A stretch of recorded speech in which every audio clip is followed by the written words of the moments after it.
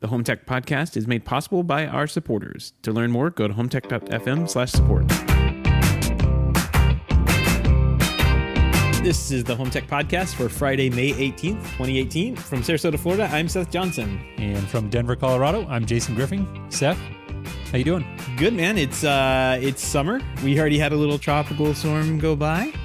But you know what that means? Right. It's hot in my garage, and I gotta break out the little, there we go. There we go. That sounded nice. That's yeah. So this is what are we working on? I'm gonna work on this the whole show here. This is it's called Osprey's Fresh Catch. It's a triple dry hopped India Pale Ale. So it should be kind of fun to drink, I think. Hoppy. That'll make you pucker a little. We'll see. There's the first taste. Oh, that's tasty. That is tasty. All right. Yeah. Good deal. Gonna have a good show tonight. Onto a much more important question, Seth. Yanni or Laurel? Laurel.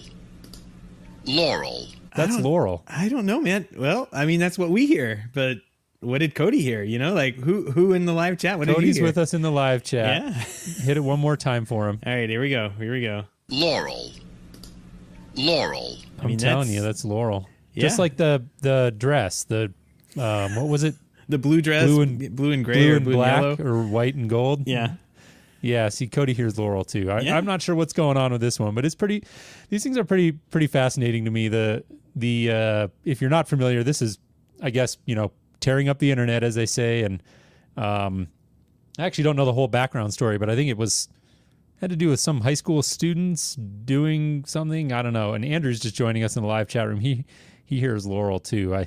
This was going around work today, and some people, and you and I, Seth, actually were talking about it before the show here, and I think it has something to do with like the EQ settings. Like if you adjust it to where you're hearing higher pitch sound, you'll hear Yanni, and lower you're hearing Laurel. Well, so last night when we listened to this, my wife was playing it on her iPhone, and we heard Yanni over and over and over again, and did not hear Laurel at all. But now I hear Laurel. That's fine. I mean, I don't even hear the Yanni thing because I have these headphones in. So weird. It's definitely can change from your environment from what you're listening to how you're listening to it. So yeah, I don't know. I will put a link to this in the show notes to the Reddit thread with the video, and you can go listen to it. And if you don't believe me, play it on. I mean, we played it like 20 times and heard Yanni every single time. We're like, why are people even saying there's Laurel in there?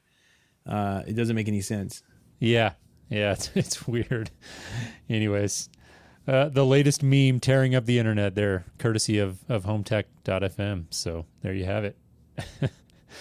All right, well, no guests this week, Seth, but a very, very busy week in home tech news. So what do you say? Why don't we jump into some home tech headlines? Apple's plan to reinvent cable TV is starting to look a lot like the strategy of its rival Amazon. For the first time, Apple plans to begin selling subscriptions to certain video services directly via its TV app rather than asking users to subscribe to them through apps individually downloaded from the App Store. This, according to people familiar with the matter, Apple plans to roll out this feature in the next year, the people said, asking not to be identified, discussing the plans that are not yet public. This is all we want. Like, I really don't care who I pay or where it goes. Like the stupid like sign-on thing, that the single sign-on thing never materialized because cable companies are like, yeah, we're not doing that. And then, oh man, so this would be great. I can't wait.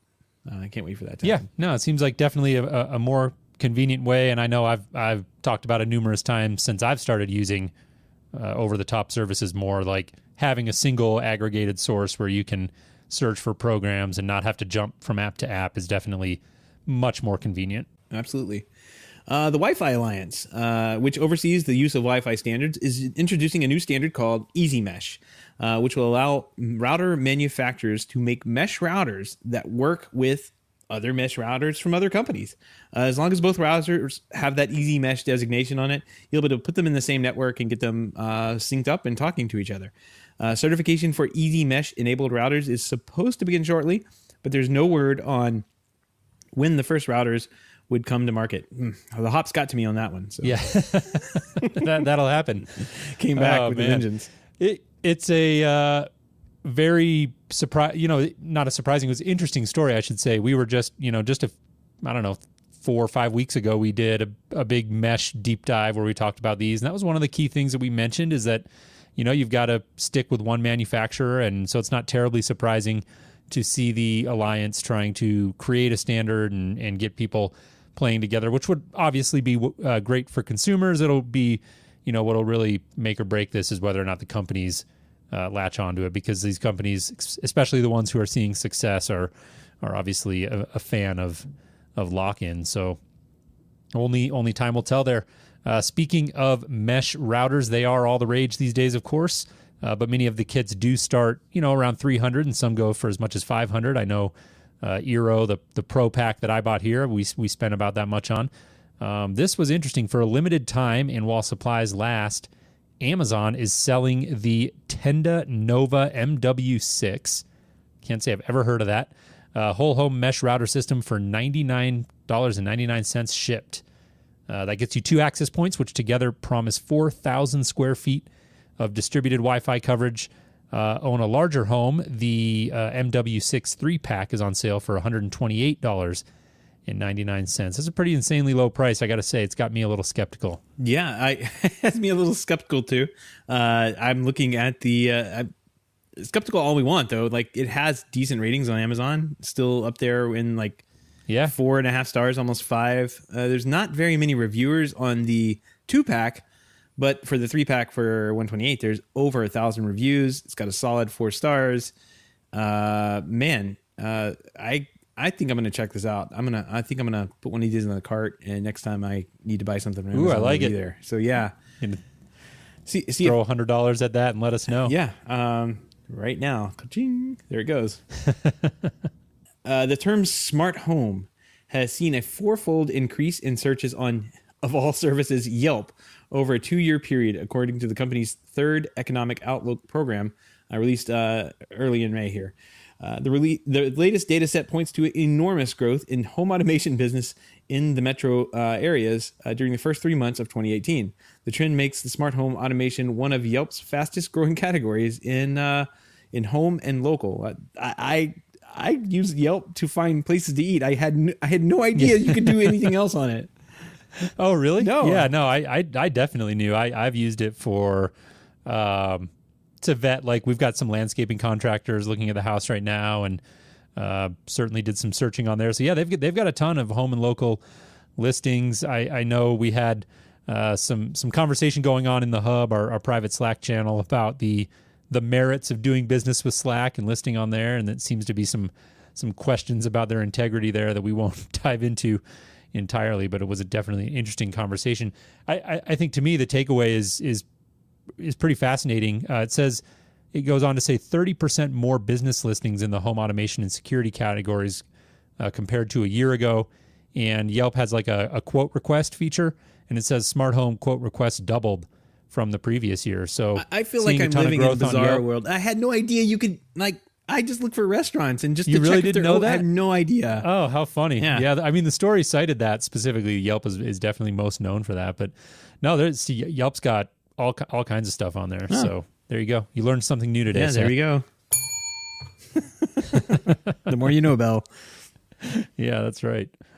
Moving on here, DirecTV Now has today begun rolling out a major update that introduces a host of significant new features. Heading up these new features is a cloud DVR. The initial free DVR version lets you store 20 hours of recordings for as long as up to 30 days.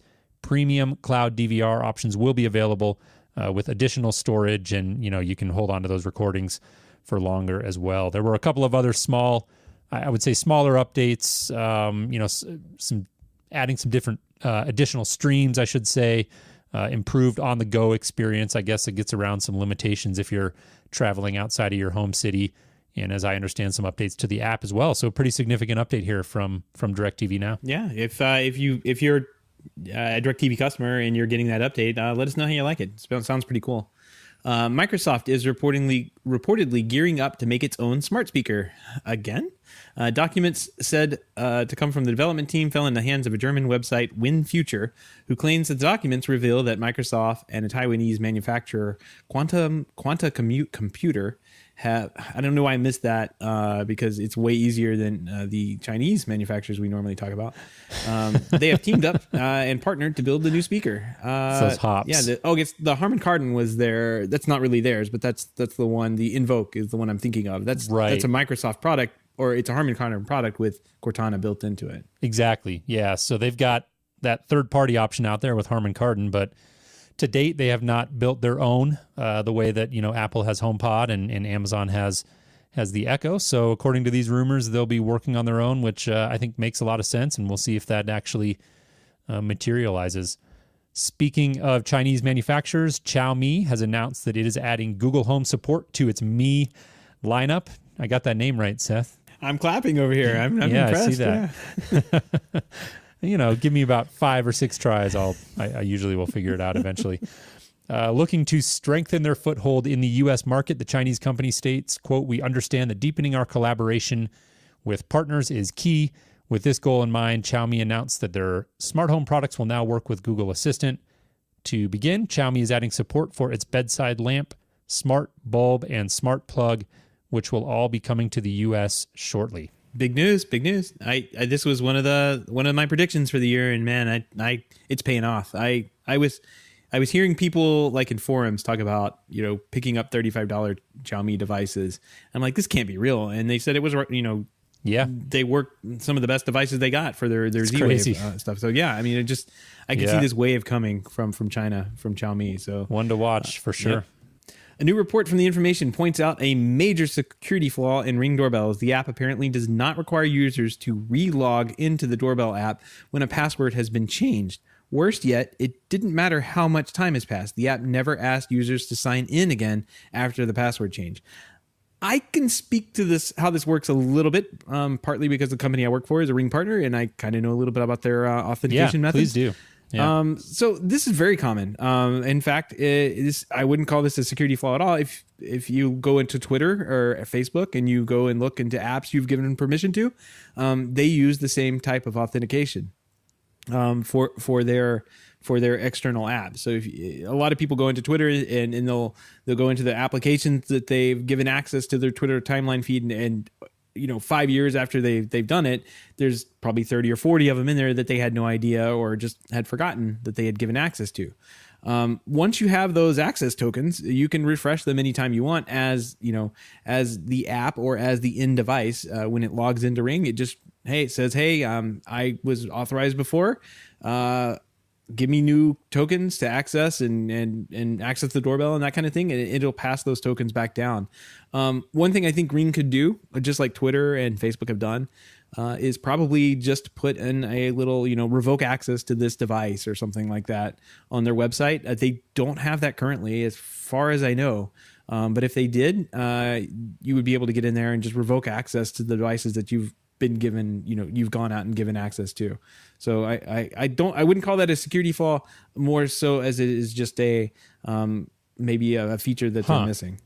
But the security is definitely, I suspect they'll update their systems to allow people to, deactivate those devices that have been previously given access to. Yeah. I'm a little confused. I don't want to belabor this, but so I understand there's third-party access, like with Twitter, you can grant access to different apps that'll sort of plug into that or whatever. But as I read this story, the story actually, I think that I was reading was from, looks like Digital Trends here. And they cited a specific example.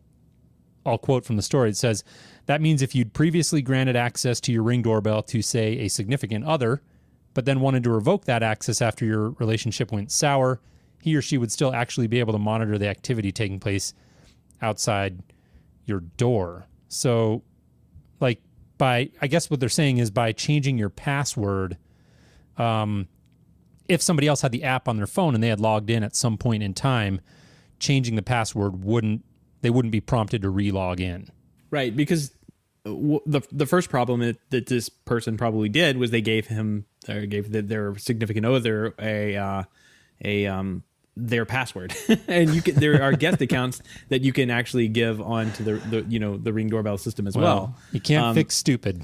Right, exactly. But once he did that, it's basically like he authorized that device to have access to the account. So, Jason, you could go change your Twitter or Facebook password right now. It doesn't revoke access to all those other integrations that you've made, because quite frankly, your password really doesn't matter that much.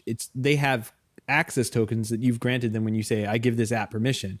Those tokens are transferred over to their servers. They live there. Same thing with the devices. Once they give access, they log in, their tokens are transferred over, and you can change your password all you want, but those tokens still have access. And until those tokens are revoked, the device will still have access. Got it. Interesting.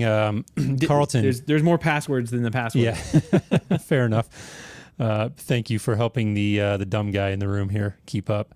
Wait. We got some real-time update from Carlton Bale in the chat room saying, changing the password now revokes all the tokens by Ring, which is kind of big for me. Big news for me. I'll have to let our guys know. It's like, I got a whole bunch of work to go do now. Because if anybody were to go change the passwords, I'm assuming that they would revoke the tokens that they have authorized our app to integrate with Ring. Oh boy! And they will have to reauthorize the Control4 driver and now URC driver. We've gotten them both online. So yeah, that'll be fun. More tech support. Seth's like, and with that, we're wrapping up the show. I have to go do some work now. Yep, I'll see you later. I gotta go drink a few more of these. Yeah, right. Oh wow. Well, there you go. Law of unintended consequences there for sure. Okay, cool. I think this next one is me here. Amazon has announced the opening of interactive Amazon Experience Centers within select Lennar model homes across the United States. In these Alexa-enabled smart homes, customers can ask Alexa to control television, lights, thermostat, shades, and more. The Experience Centers are set up by Amazon experts who plan to update and refine them within each model home. These experts are Amazon employees who are specially trained on the latest technology, says the company. Interesting.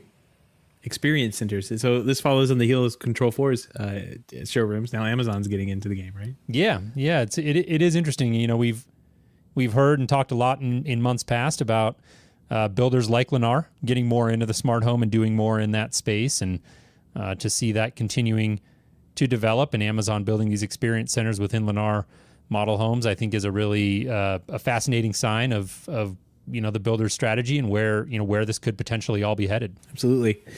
I ran across this story. Onkyo has announced an upcoming firmware update that will turn its receivers into Sonos players, allowing them to be operated directly within the Sonos app. The feature is a part of that Works with Sonos initiative that was announced last year, October sometime, and it will be rolled out to all of Onkyo's brands, which include Integra, Pioneer, and Pioneer Elite. No mention of when the firmware hits, but Sonos does have a little event coming up here in June. Yeah. Yep, very cool. I think generally we've been hearing more. In the past, Sonos had a pretty rough reputation in the professional integration community about their lack of willingness to integrate and play nicely with others, and we've seen them do a little bit of an about face there, and I think this is a sign of them continuing down that road and providing more integration options and a general increased willingness to play nice with others, which is always a good thing. So excited to see this, and that's cool. People don't often realize that Onkyo is a big brand, so there's Integra, Pioneer Elite. It's not just Onkyo branded receivers. This will actually be available on a number of different brands. Moving on here, in a move that will get TiVo out of the hardware making business, the company announced that it has signed a, quote, major device manufacturer to serve as its direct-to-consumer box partner. Tied in, this partner, who is yet unnamed, will also take over retail sales of TiVo products outside of TiVo.com, including outlets such as Amazon and Best Buy. Enrique Rodriguez, TiVo's president and CEO, said Thursday on the company's Q1 earnings call. Really interesting move by TiVo, getting out of the hardware business. Sad day. Very sad. I guess we kind of saw this coming. They were acquired by that Rovi company, I think, not too long ago. I get the writing's been on the wall for some time. And then maybe by focusing on the software, they can come out with maybe like a TiVo app or something that lives on an Apple TV, kind of like that Channels app I like to use. That'd be really cool, but kind of a sad day to kind of see TiVo getting out of like the manufacturing business of their hardware. I know they're going to hand it off to like somebody else, but I don't think it'll be the same. Like I think it'll be, I'm thinking of like the Motorola boxes or Pace or, those other boxes just having like a TiVo logo on them.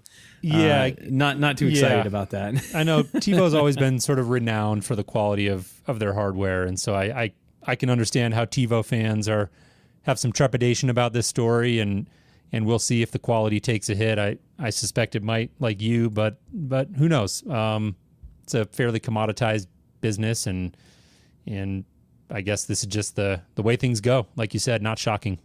Yep. Now, I don't know how to pronounce this, but I'm going to try for it. It's Canal Plus, a French cable provider, has sidelined its own cable box in favor of partnering with Apple to provide its more than 5 million subscribers with Apple TVs instead. Subscribers to Canal's cable service will be able to access channels through the over-the-top My Canal app on a leased 4K Apple capable Apple TV, which will cost €6 per month, in addition to whatever cable package they have. For those who do want to stick with the satellite service, they can still do so using the traditional cable box. But I foresee this probably being a better deal for everyone in the long run if they can get a 4K compatible Apple TV for €6 a month. I mean, that's not bad at all. Yeah. That's pretty wild. So I wonder if you're able to. I mean, are you able to just use your own Apple TV? Do you have to lease it from them? I can't imagine how they would lock that down. But I imagine it just they're using an app that that gets into the cable service. So I imagine that you can use whatever Apple TV you want, and you don't or have you to, can lease it. Yeah, you can just lease it from them. Yeah, really interesting. I know there was a conversation going on in the Hub, in our Slack channel, the Hub, I think just a couple of weeks ago, and I remember Robert Spivak specifically, who's a great friend of the show and an active member of that community, talking about this specifically about when will cable providers realize that it's in their best interest to leverage this sort of hardware instead of keeping tabs on this, almost unimaginable amount of legacy hardware that they've got to maintain and keep inventory on and all of that sort of thing. And the value that cable providers really bring to the table is in their content deals and the distribution. And so this is a really a cool story. I have no idea how big Canal Plus is. I think that I'd be surprised, I should say, if you don't see more of this moving into the future, if you don't see more cable companies moving away from boxes. It kind of makes me think of DirecTV Now and how much advertising you're seeing DirecTV pour into that. And it's definitely not the same thing, right? But it does. It surprises me sometimes to see how much effort they're pouring into that, because you have to think that they're potentially cannibalizing some of their traditional satellite set-top box business. And it makes me wonder if they see the writing on the wall and know that the future is in apps and not in, again, managing the distribution of legacy hardware. So really cool story here. I think they have to. Like, they have to see that writing on the wall. But a large part of their business is updating and maintaining that satellite business or cable box business. I remember working for a company called Muzak back when I was right out of college, and I had been saving MP3s and stuff, and being online and downloading MP3s for years at that point. And we're going out every single day and adjusting a satellite dish 2 inches to the left because somebody got and it's like an extremely expensive network to own and maintain and operate. And I was like, this is insane. Why aren't we, just providing a little computer with a hard drive, downloading the music to it that needs to play for the month because you could get every song on there, and just having that it be the player inside the thing. And I mean, that's pretty much what they do now, or that's what they started to do. And I think everything's moved to streaming now. You can even buy like the things that rose out of Muzak's ashes. They have apps on Sonos now. Like you can get commercial music through Sonos. So I think that companies like this have to see the writing on the wall for their legacy networks, and companies like cable box companies, they have to be looking at how they can utilize their infrastructure to get high speed internet into people's homes faster and switch everything over to using the internet for their video rather than piping video down their cable lines anymore. That has to be the direction they're moving. Yep. Yeah, and Greg is in the chat room with us tonight as well, and he said in Canada they're Bell Fibe. I'm not sure if I'm pronouncing that correctly. Fibe. It's all caps. Fibe. Fibe. All caps. You have to yell it. Bell Fibe does it, and I guess they're doing the same thing with the Apple TVs. So Greg says it's pretty awesome and echoes what we were saying. How much money are these companies spending servicing those networks of all that legacy hardware? Really interesting trend to keep an eye on. Moving on here, we've got one more story that we wanted to discuss, and this one is not so much hard news, but something that I thought was interesting that came across on Residential Systems, and actually recall Chris Gamble over in the Hub posting a link to this company a couple of weeks ago, and I think it's pronounced Pulse, P-U-L-S. Website is puls.com. And go check these guys out. I think it's an interesting model. You hear, I know Julie Jacobson over at CE Pro often talks about the Uberization of the smart home. And she means several different things when she talks about that. And it's been a recurring theme for her. But this company is one of those companies out there that's trying to do that. A couple of CEO here, Eyal Ronen and President Itai Hirsch, well, tough names there, started this company 3.5 years ago. And their goal at the time was to, quote, fix the repair industry. And when they came out of the gate, they were really about smartphones. So doing smart home repair through a network of certified freelancers, just like Uber drivers for smartphone repair. The company now boasts more than 2,000 of these technicians in over 50 markets across the U.S., and they have continued to expand their services beyond phone repair into things like TVs, TV mounting, smart home, security systems, and antenna installation. Story goes on to say that they eventually have plans to move into other verticals, including appliance repair, garage doors, and PC support.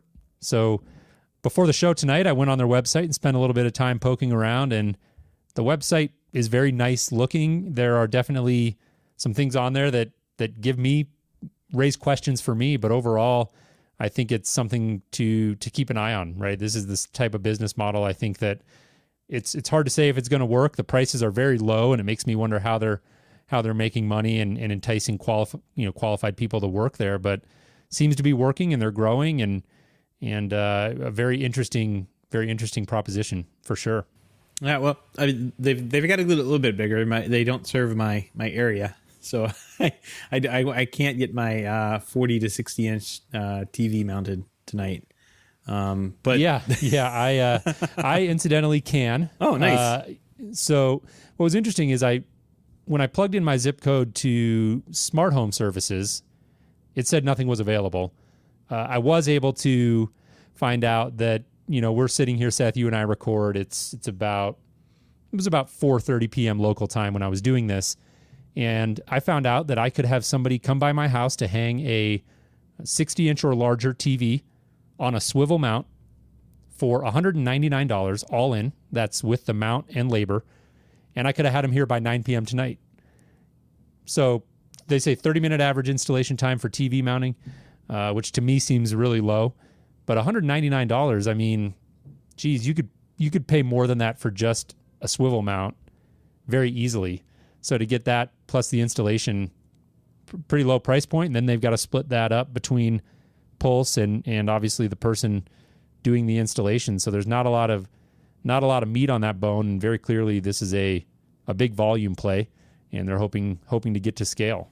Yeah, I'm clicking through. They also have partnerships with Google, Samsung SmartThings, and Top. I'm not even sure what that is.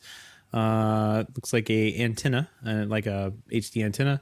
Simply Safe, Lighthouse, Hisense, and they have some business relationships that you can you know, school companies and schools of all sizes, it says, rely on Pulse for device repair and TV mounting.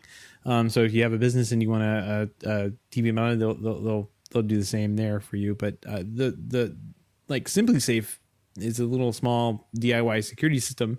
If you're not wanting to set it up, installation starts. It says it's $69. Like, I mean, these prices are so low. I'm tempted to be like, yeah, if I needed to hang a TV, I'm so lazy, I would probably book one of these installations. I'm thinking about it too. Like, if nothing else, just to test it out. You get that TCL, man.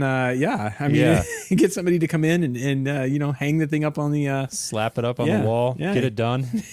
Save my Saturday afternoon. Like, I got plenty of other things I could do. So I'm sure for that price they're not running wires or anything, but you know, you could probably do that ahead of time, or you know, they'll come down the wall and you put some covering over it or something. But hang and bang for sure. Hang and bang, exactly.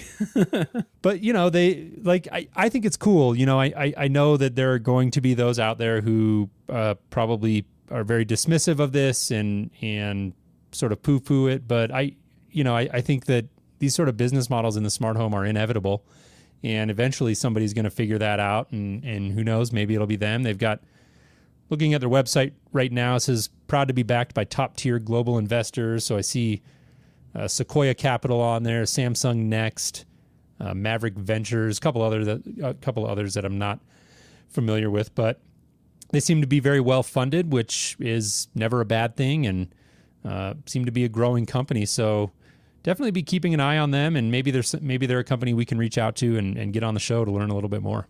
Yeah, absolutely.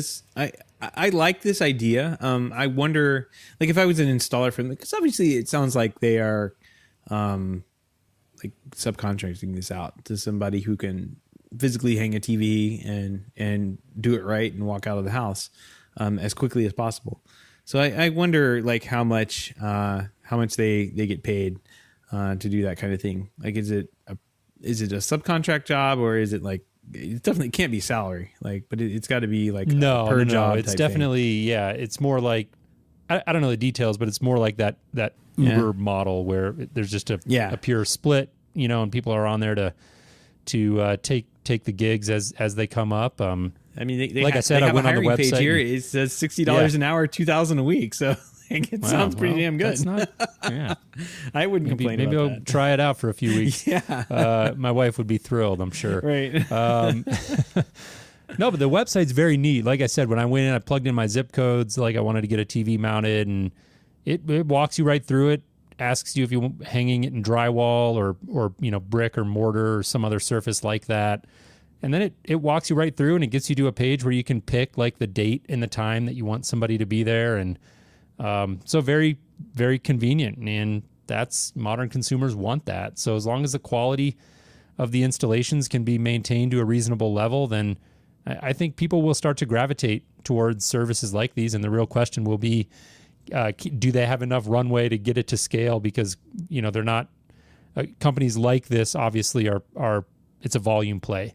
So they've really got to get a lot of volume coming through, but who knows? They could be doing a ton with smartphone repair. I know that the residential systems piece that I came across talked specifically about, you know, why they started with smartphones, because they're so prevalent and parts are small, so it's easy to carry replacement parts around. And, you know, so they were very deliberate and strategic about that, and seem to be expanding out in a very strategic way. So I think it's fascinating. I'll be very curious to keep an eye on them. Yeah, this is one of those ones to watch, right? Like, because it's the website, like you said, is very easy to get in here, buy the service you want, and just get it done. It's almost like an impulse buy. Like, if I was like, oh, I need a TV hung for $199, you said, on a swivel mount, like, geez, like that would almost be a no-brainer. Yeah, and they've got smart home services starting at like $79, I think is what the pricing says. So not sure exactly what all devices they're doing there. Just scrolling through the website here, I see, looks like a Google Home, Philips Hue, you know, of course, things of that nature. So yeah, pretty cool. Yeah, keep an eye on them. All right, well, Seth, I think we're done with headlines here. All of the links and topics that we've discussed tonight can be found in our show notes at HomeTech.fm/211. That's 211. And while you're there, don't forget to sign up for our weekly newsletter, which includes links to these stories, further analysis, and industry news that may or may not have made the show. Once again, the link is HomeTech.fm/211. Absolutely. No pick of the week this week. If you want to help find a pick of the week, I didn't run across anything that looked like, something that I would, my pick of the week. I'm going to make it a pick of the week with a K. I'm going to pick that P-I-C-K. Yeah, I'm okay. going to pick that $99 mesh Wi-Fi system. That'll be my pick of the week. So, but if you have a picture and you want to share with us, HomeTech.fm at HomeTech Podcast on Twitter. You can send it there, or you can email us at feedback@HomeTech.fm. Speaking of feedback at HomeTech.fm, we're going to reach into the mailbag here. Got an email from Mark Steele that I thought was definitely worth reading. He said at the end of last week's show, and I think this might have been 2 weeks ago. I think he's referring to episode 209. So at the end of episode 209, you were talking about whole house DVRs from cable companies and how they all had this feature now. This is when we were talking about video distribution and the viability there. Mark goes on to say, but here in Central Florida, Spectrum, formerly Bright House, no longer supports this for their customers. He says things have really gone downhill since Bright House merged with Charter and became Spectrum. Besides pulling whole house DVR, they are also discontinuing the small DTA boxes that were used to get basic channels to secondary TVs. These were only $2 a month, which was great because they've got 6 TVs in the house. It goes on to say they were very small. They are letting existing customers keep those boxes, but they keep raising the prices on them. He says, I refuse to be forced to get full-size cable boxes for all my sets since they require a shelf underneath the set. He likes to install them behind the TV. Also says not to mention the ridiculous price of $9 per box. This may finally push me to become a cord cutter. Yeah, that's what they're trying to do, man. That's what they want you to do. Yeah. Yeah, it's their insidious plan. Join us. Yeah. Yeah, I wanted to ask you if you had heard anything about that being in Florida.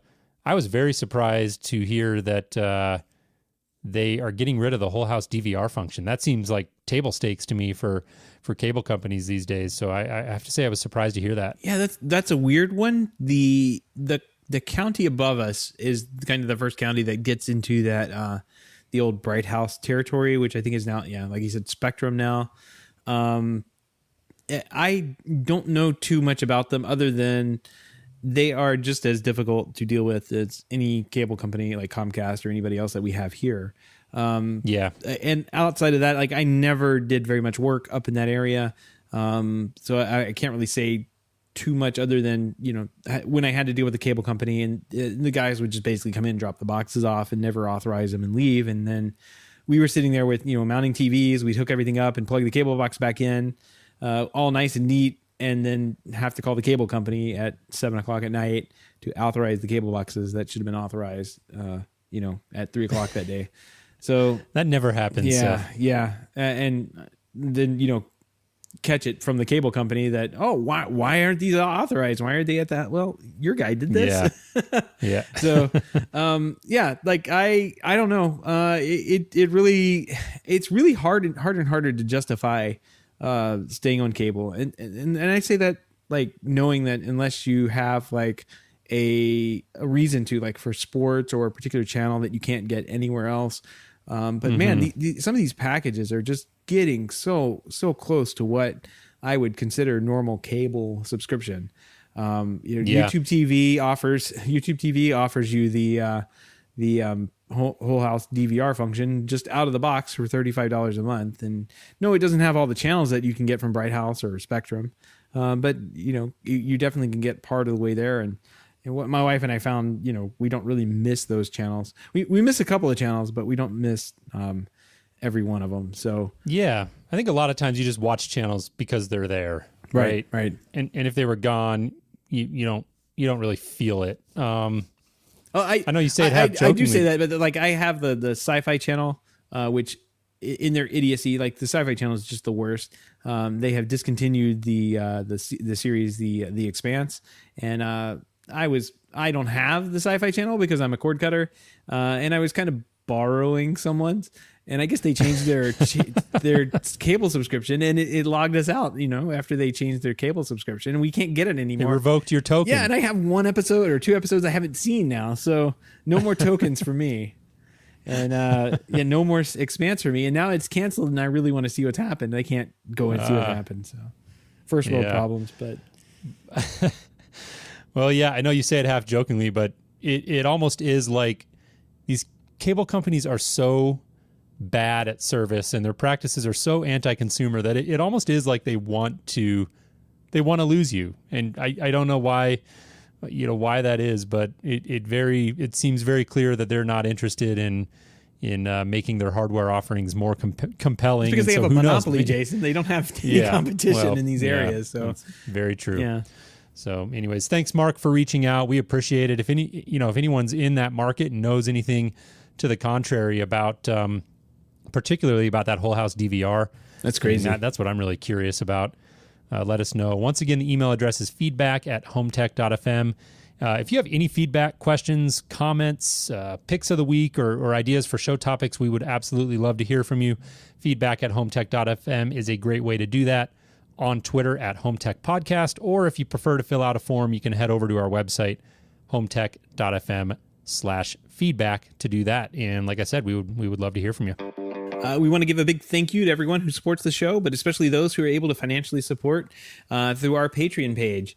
If you don't know about our Patreon page, head on over to HomeTech.fm/support, where you can learn how you can support HomeTech for as little as $1 a month. Any pledge over $5 a month gets you a shout out here on the air.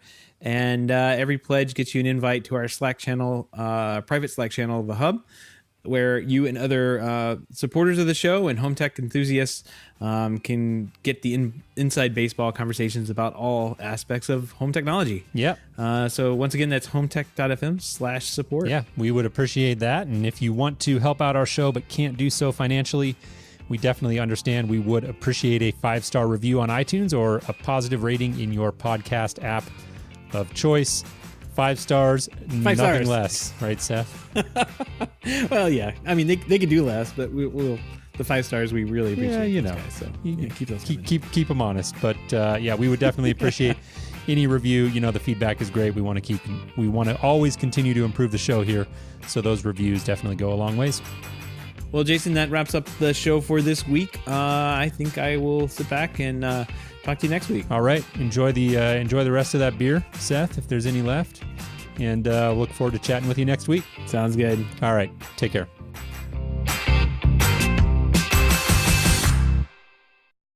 Laurel